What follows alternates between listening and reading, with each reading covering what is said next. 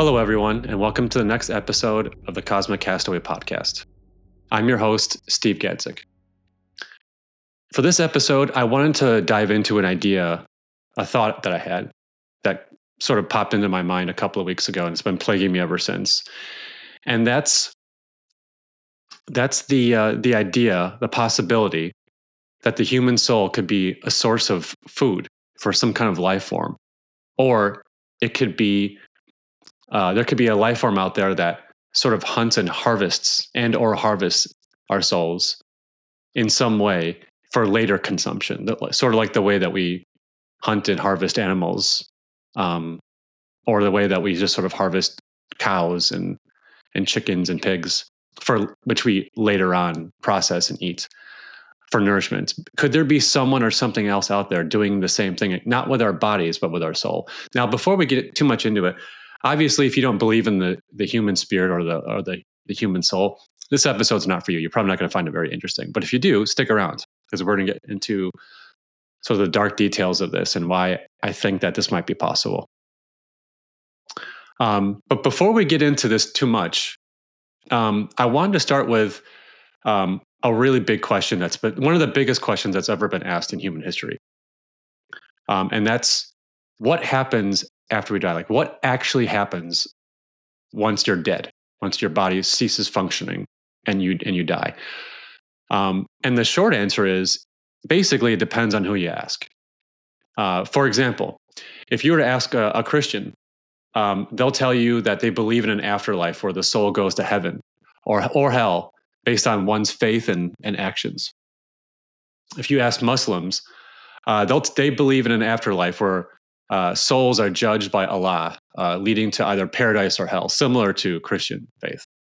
In Hinduism, the belief in reincarnation is absolutely central. And the soul is reborn into another life based on karma from previous lives. And with the ultimate goal being liberation from cycle of birth and death. That's what people are aiming for. They try to be as enlightened of a person as possible, so that way they don't keep coming back to Earth into another body and living another life. They can reach, another existence where they just you attain like eternal peace and knowledge and all that. If you ask an atheist, they'll basically tell you that nothing happens. You just blink out of existence. Nothing. You're just gone. You close your eyes, everything goes dark, and then you're just gone. And then nothing happens, which is a really terrifying thought. And if you ask like a scientist, which basically focuses on, a scientist will focus on observable phenomena. Science doesn't have definitive answers about what happens to consciousness after death. They can only describe the biological death process, which is basically brain death and decomposition. Despite all of these different philosophies and all these different perspectives, it still remains one of death is still one of life's greatest mysteries, unsolved mysteries. And it's the belief in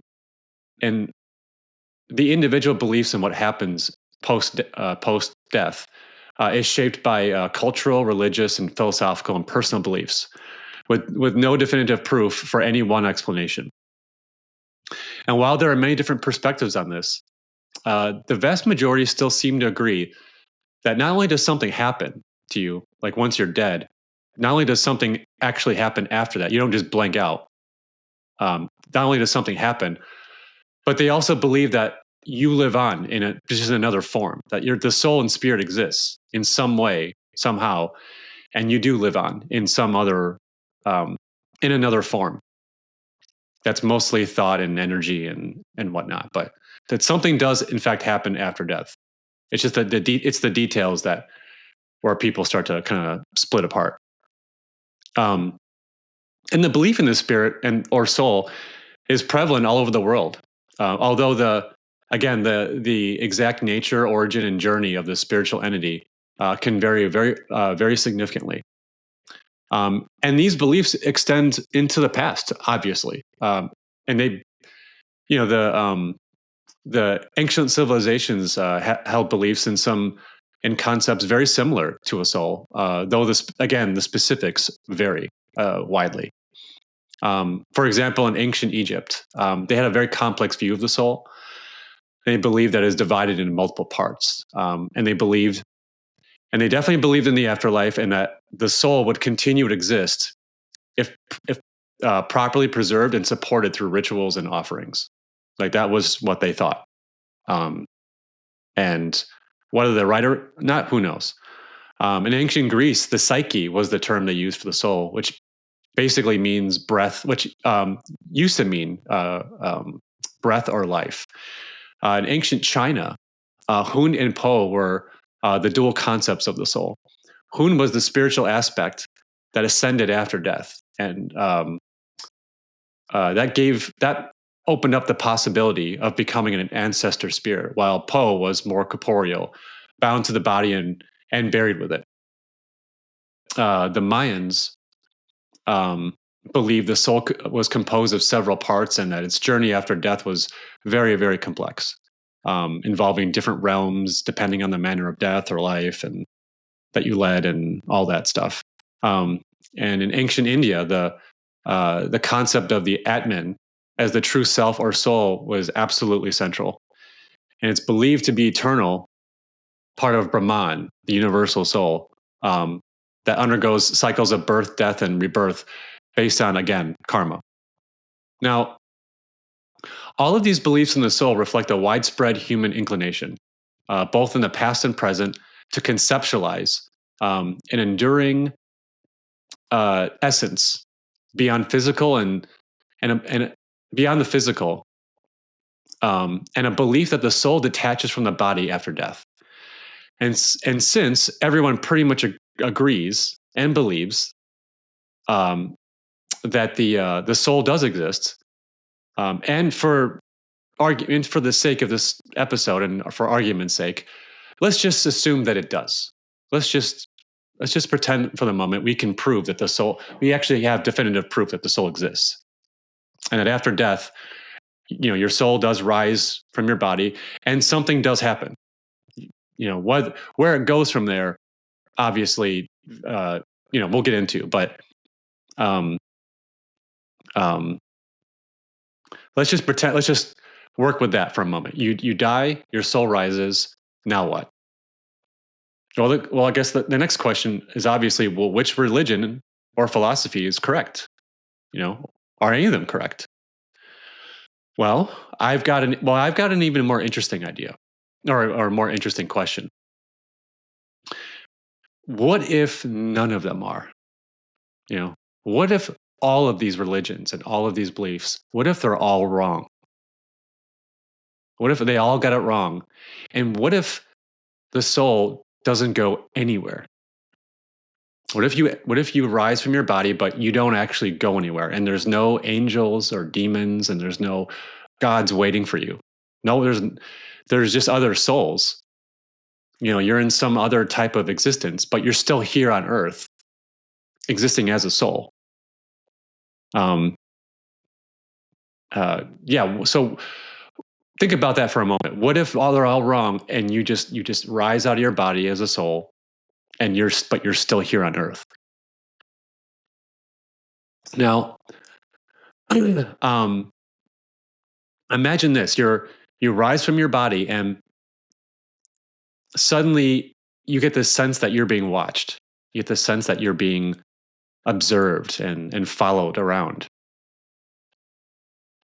Like when you're like a person walking home at night, through a dark city street. You get the feeling people are, you get that eerie feeling like you're being watched, that something's watching you from a window or from some dark corner or something.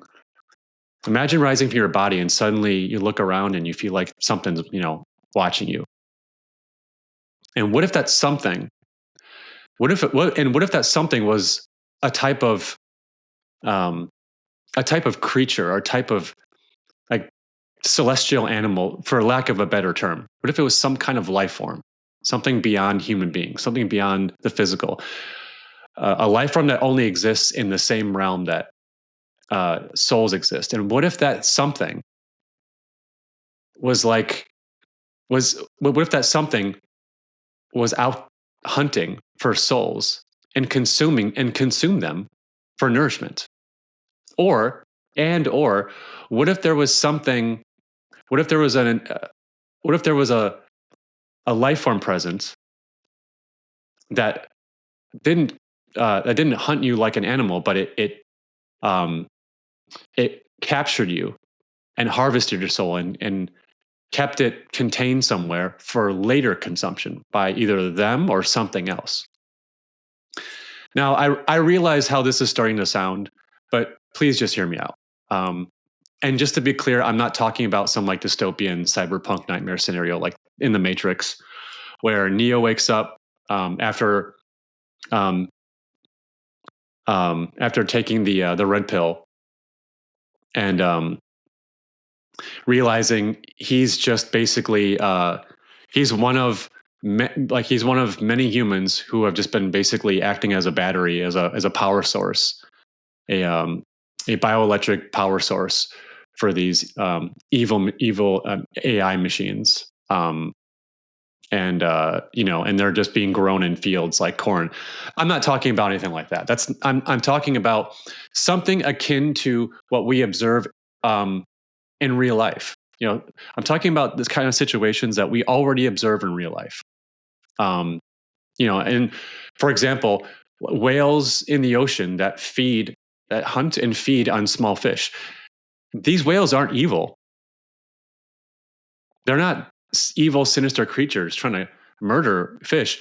They're just feeding. They're just following their natural instincts, and they just feed. These fish, they're born. They hatch from their eggs. They roam the ocean freely, and if they're lucky, they'll produce eggs of their own and create more fish, and eventually die of old age. However, more than likely, those same fish but more than likely they'll be eaten by another complex life form like a whale, or something similar to a whale, or maybe an eagle or a bear or something. But they'll be hunted by a predator that, again, is just feeding, is just consuming them for nourishment so that they can survive, because that's the way nature designed that process. That's the way that nature designed them. That's how they have to survive. They have to consume other life forms in order to sustain their existence. Now, if the fish aren't hunted by other natural wild creatures, like again a whale or a bear or a bird, they're likely going to be hunted, harvested, and eaten by human beings for the same reasons, for nourishment. Except with human beings, there are more motivations for capturing fish, and that could include, but not be. That includes, but is not limited to, reasons like scientific experimentation, breeding ponds and fish farms, or as pets in public and private aquariums. And again, that begs the question again: is it possible that human souls are in a similar situation? Could there be some type of celestial being that feeds on our souls for nourishment, just like the whales that feed on fish? Could that be a thing? Could that be something that actually happens instead of, going to heaven or going to hell or any of the other any of the other belief systems playing out in their religious texts? Is it possible that you just wake up,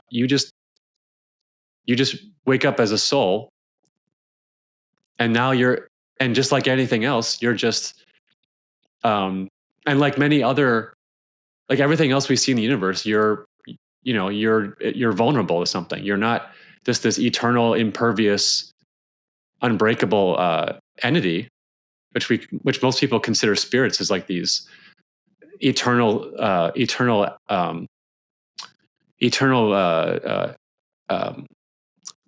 things that live on forever and are like and just you can't like kill a soul, right? Well, maybe you can. Anyway, so going back to what I was saying before, what if there are life forms that hunt us like animals, or what if there are life forms that capture us and harvest us and put us in some kind of containment for later consumption by either themselves or something else? And could that be what the Earth is? Could the Earth just be like a very complex version of like a breeding pond or a fish farm, except for human souls? And I'm sure you're probably wondering, like, what about that bright light that people always say? Like when a lot of people have near-death experiences. A lot of them, not all of them, but a lot of them describe this bright light and this like sense of being drawn to it and feeling positive, good feelings. Well, I had thought about that too, but again, hear me out, because I know this is going to sound even more nutty, but just hear me out. Have you ever heard of an anglerfish? If you look up anglerfish on the internet, you'll realize that you'll learn that the anglerfish is a bony fish named for the unique method of hunting prey, in which a modified luminescent fin ray acts as a lure for other kinds of fish. The luminescence comes from symbiotic bacteria, which are thought to be acquired from seawater that dwell in and around the sea. So within the dark depths of the ocean, way down there, way down there, the fish are swimming around in basically pitch black dark. Can't see anything, like the way we see, like visually, can't see anything. And then suddenly this glowing light appears. They hatch, they're swimming around, it's all dark, and then suddenly there's this glowing light. And that glowing light will attract small fish and probably other sea creatures too, but it attracts them into it, and it dangles right in front of their giant, right in front of their face, right in front of their mouth. And the fish approach it, and they get closer and closer. And once they get close enough, they realize that they just swam right up to the mouth of the anglerfish, which is this huge mouth filled with tons of razor sharp teeth. And that's the last thing you see. That's probably the last thing you'll ever see. And remember, this is an actual creature. These things actually exist. There is a world down there in the ocean where these things swim around, and they have a little light that tricks fish and lures them towards it. And as soon as they get right up to it, this giant mouth just eats them, and then they're gone. My point is, could there be something similar? Could there be a similar creature out there? When you pass away and your soul again detaches from your body, is that what that light could be? Could there be a type of creature that uses a very similar method to attract souls once they leave the body? Could that bright light that people are describing, where they feel lured to, in all this darkness, they just suddenly see this bright light? Could that be like a version of that? Could that just be the lure, the deceptive lure of some kind of creature that again, like the anglerfish, is just using it to attract you into, to attract you to get closer to it, so it can get you. Now, listen, I agree it's probably a bit of a stretch, but you know what? It still begs the question: why not? Why couldn't that be true? Why not? I mean, just why is that completely why is that impossible? Why could that? I mean, I don't agree that it's impossible. I think it's highly unlikely, but I don't think it's impossible. Especially considering, after all, the vast.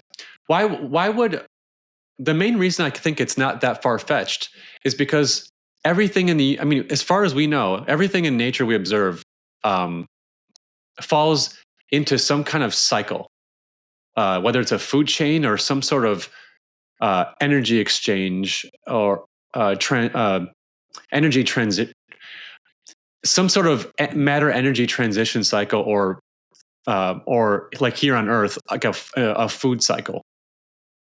Everything does. So why would the soul not be part of it? The vast majority of all life forms on this planet are heterotrophs, which are organisms that cannot produce their own food and must consume their own other organisms in order to survive. Now, there are only, last I checked, only simple life forms like plants and algae can produce their own food via photosynthesis. But even among plants, there are still many hundreds of species of carnivorous plants that also prey on complex life forms like insects and even small mammals and small reptiles. Even plants do. Even a lot of plants do. They have to eat something else. That's another life form in order to survive, just like mammals and everything else. If you go on Google Images and you look up natural food chain cycle, you're going to find a lot of images that look like this. And what you'll see is a balanced cycle between decomposers, producers, and consumers. An organism dies and its remains decompose, providing nourishment for primary producers, which are then consumed by primary consumers, which are then consumed by secondary consumers, which are finally then consumed by tertiary consumers, also known as apex predators.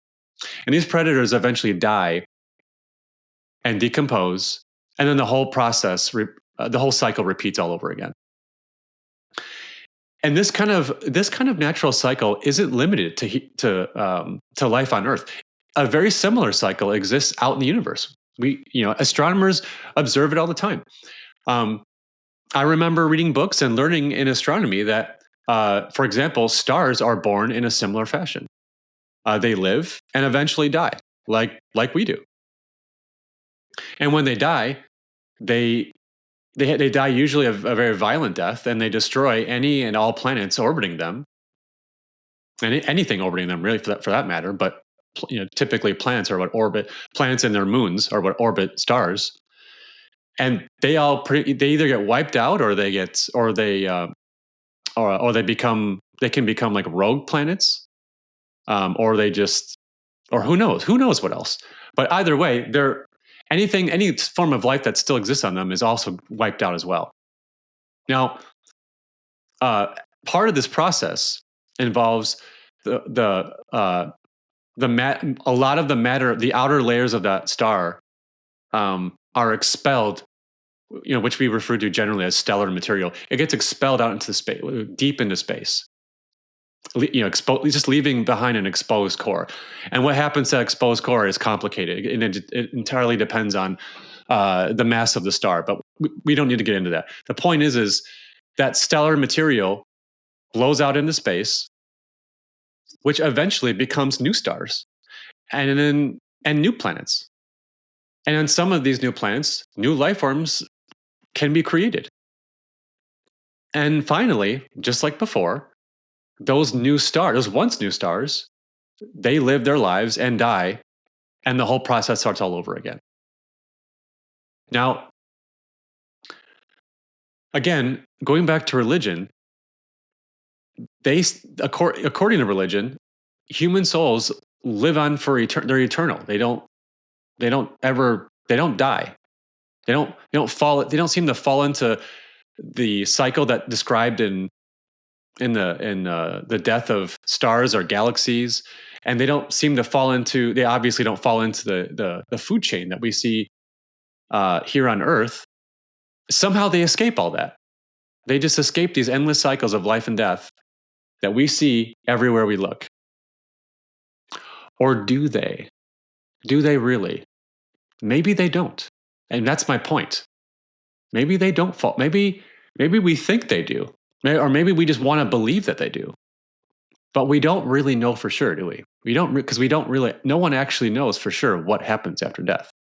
We have a million different beliefs, but we don't know, we don't have any answers. You don't have definitive proof. So, and this is where it gets kind of disturbing. And it's like, maybe the human soul is not as infallible and as invulnerable as we believe it is. Maybe it just simply becomes part of a different cycle of life and death, and and maybe even a different food chain. Another example, here on Earth, humans herd and confine farm animals like cows, pigs, and chickens.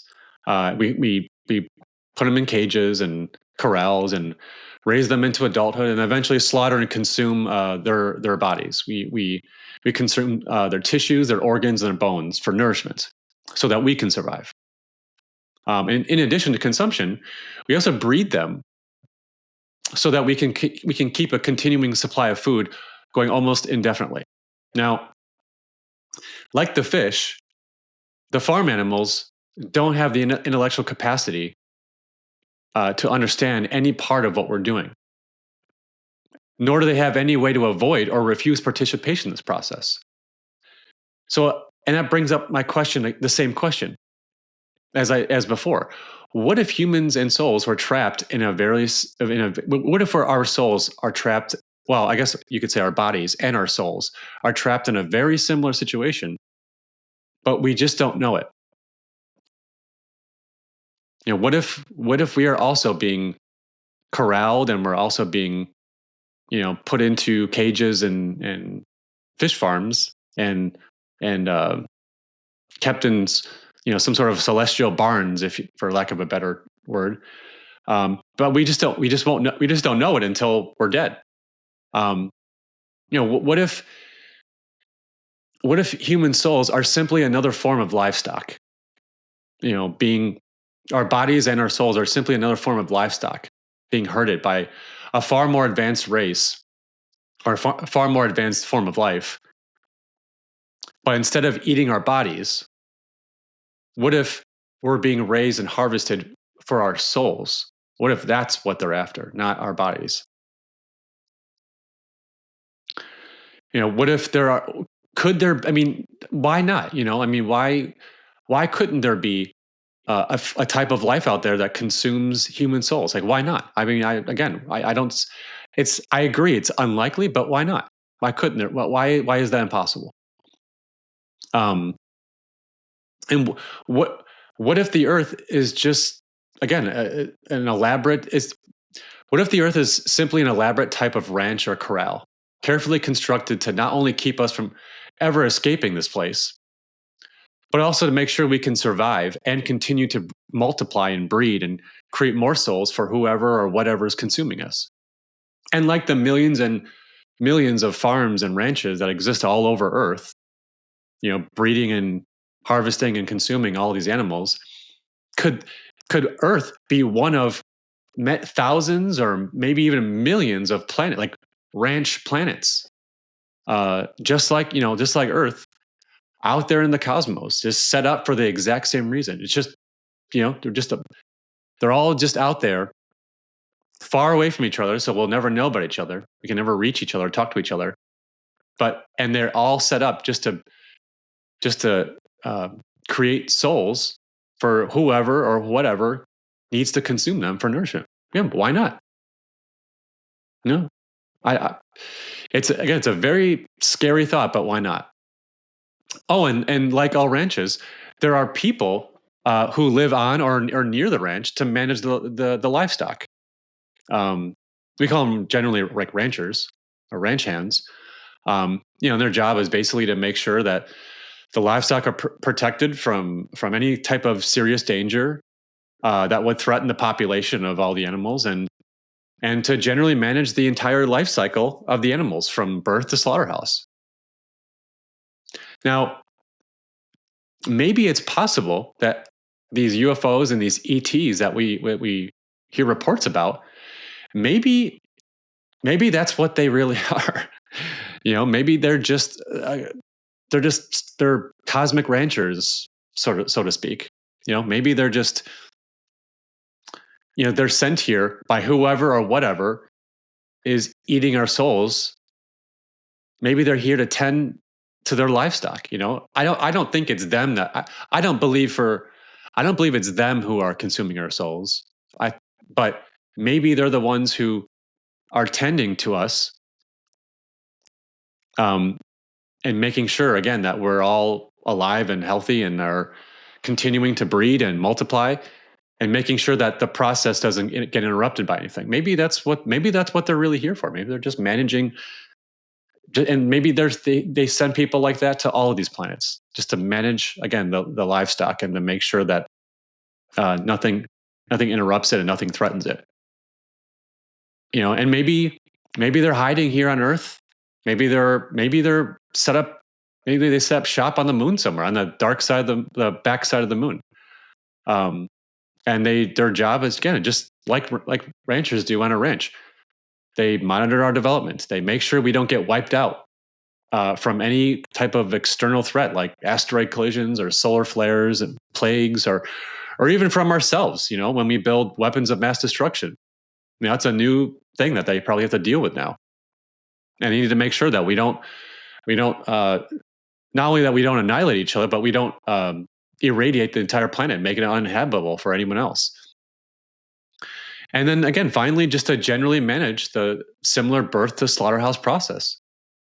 And in addition, and this is probably really important, in addition to all these duties, maybe they also have the added duty to make sure that we never figure out what's the truth about all this, that we never learn what's really going on and what our purpose really is. And they definitely don't want us. I believe it could definitely be very possible. They definitely don't want us to learn and figure out the type of technology that they have, the highly advanced technology they have, because then we could leave, and we could probably escape this process. And not only could we escape this process, we could potentially reach parity with them technology-wise. We could almost reach parity with them and go out there and actually threaten them, wherever they come from. We could actually go to their home turf and threaten them.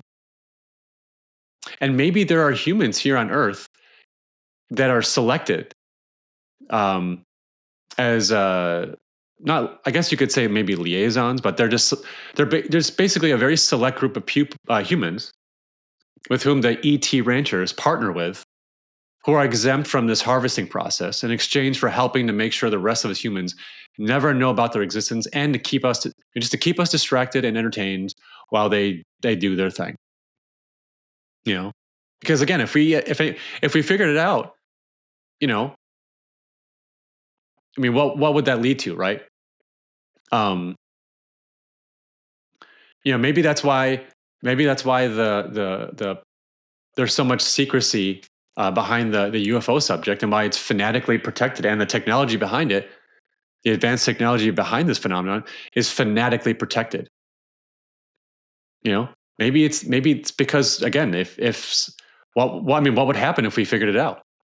I mean, let's just stop for a moment and pretend that this is all true, right? Let's just say, for argument's sake and just for the fun of it, let's just say that's what's actually happening, that it's all true. So, and let's say some brave soul manages to inform the general public and make everyone aware that this is what's going on. All of you are all you're all containers for souls, and your souls are eventually going to become food for something else. They'll be eaten by something else, and that's your purpose.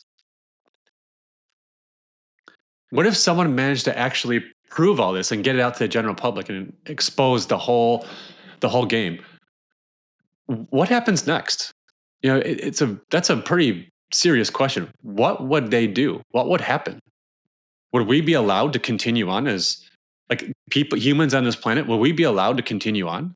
And if we were, how would we? I mean, how would we continue how could we continue as a society? How could you function in society if everyone knew that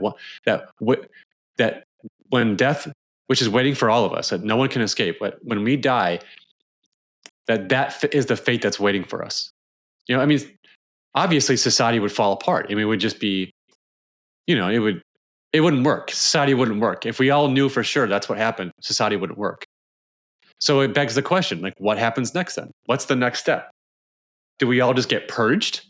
Does something or someone come along and just purge us from the planet and just start over?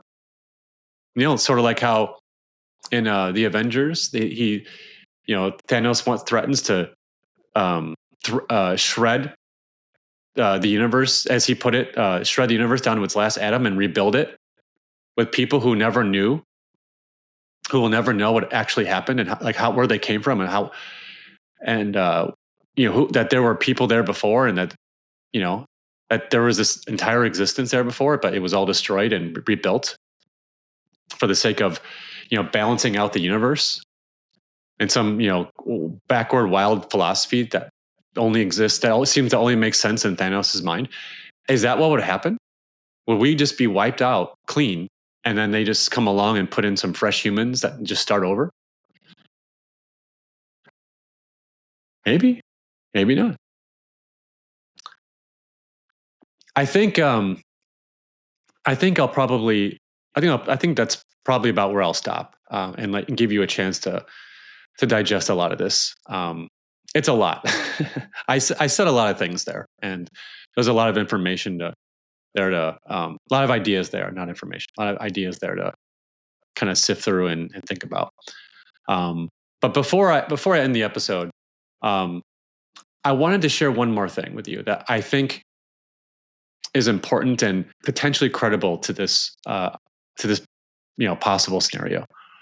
And this is a video clip from a documentary that was made in 1989 by a man named Bob Lazar. Now, if you've never heard of Bob Lazar, he's a scientist and physicist who turned into a whistleblower. And he claims he worked at a secret military-controlled installation called S4, which is near the dry lake bed of Papoose Lake, near the Area 51 compound in Nevada. You can look this up on Google Maps and all that if you're not familiar with that. And he claims that while he worked there, his primary task was basically to reverse engineer the energy and propulsion system of an ET spacecraft. He doesn't know where it came from. He doesn't know if it was. I don't think he knows. I don't think he was told whether it was recovered or given or if it was shot down.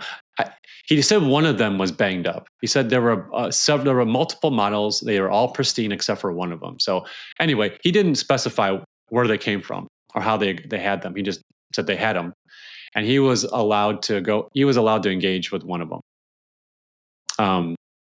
Now, on top, in addition to all that, he also claimed he was given briefing material regarding many, many different topics. And one of those topics was regarding the origin of human beings. And this is where it gets really, this is where it gets really wild. So according to him and what he remembers of these briefings, he claims that one of the briefings stated that beings from the Zeta Reticuli star system, which is a real place, by the way, you can look it up on the internet. The Zeta Reticuli star system is a binary star system in the Reticulum constellation.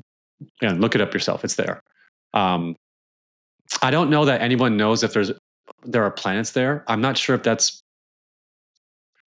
been discovered yet. But anyway, according to him, there are planets there. According to this briefing, there are planets in the binary star system Zeta Reticuli. These beings said that man was the product of externally corrected evolution. They said that man, as a species, had been genetically altered 65 times. They refer to humans as containers, yet I don't know what we're containers of. As I'm sure you now know, it was impossible for me to corroborate the information in the second section. And obviously, if this information is true, the ramifications are far-reaching, and you don't have to be a nuclear physicist to figure that out. He said, these beings put us here, and that humans as a species have been genetically altered 65 times. That, They altered our DNA 65 times before we got to this. This is the final product of their tampering with our DNA, the way we are now. He also added that more importantly, he also added that these beings referred to humans as containers. But the question is, containers of what? He didn't know because the briefing didn't say. He just said that the beings from the Zeta Reticuli system always refer to humans as containers. Now, I strongly recommend you check out this documentary because he says a lot of really cool and fantastic stuff in there. And it's definitely worth a watch, as well as the other interviews between him and George Knapp from the early 90s. They're all great. I strongly recommend you watch them, and I'll be sure to leave those links in the description below. Now, let's just pretend for a moment that what Bob Lazar said, I'm sorry, the briefings that he read were not disinformation, and he admits they could be. He fully admits he has no way of verifying any of it's true. He's just recounting what he remembers from what he read. And I would say, let's just pretend for a moment that what he read in those briefings is true. And obviously a bunch of questions are going to follow, which is, first of all, why did the ETs bring us here? Again, did they bring us here because they were setting up, again, a sort of fish farm or breeding pond for souls? Could that be why? Could this be something that they've done in many other planets? Could there be many, many planets where they've put humanoid beings very similar or just like us, where they just, they set them up and then they sort of watch them and watch over them and modify their DNA when they need to, when they feel like it's necessary. And for that matter, why was our DNA modified so many times? Also, what were humans like before our DNA was modified? Are we even from here? Were we created from scratch in a laboratory somewhere and put here and made to believe that we came from here, that we were put here by some kind of God? Because most people believe that. Most people believe in either the primordial soup theory, and some people believe in religion that God put us here. 99% people believe one of those two things. But what if, again, like I said before, what if neither one of those scenarios are true? What if these Zeta Reticuli beings put us here? They made us from scratch, put us here, modified our DNA 65 times, so that maybe part of that modification was so we could survive here. Maybe the first couple attempts to seed us here didn't succeed because we couldn't adapt. Maybe they kept modifying our DNA so that we could actually survive. And most importantly, why do they refer to us as containers? What is containers of what? And naturally one would likely assume containers for souls. And the fact that they don't even refer to us as humans, but instead refer to us as containers, I admit is very unsettling, because it makes me think of the way we refer to cattle and pigs and chickens as livestock. If you look up the definition of livestock, it means farm animals regarded as an asset or merchandise. And is that how they see us? Do they see us as assets or merchandise? Maybe, maybe not. Anyway, I just wanted to share that clip because I felt that it has the potential to be an important clue and to potentially add some credibility to the possibility that, again, our souls might actually be a type of commodity, a source of food, something that's, again, hunted, harvested, and consumed by either some type of predator or by these Zeta Reticuli who harvest our souls and then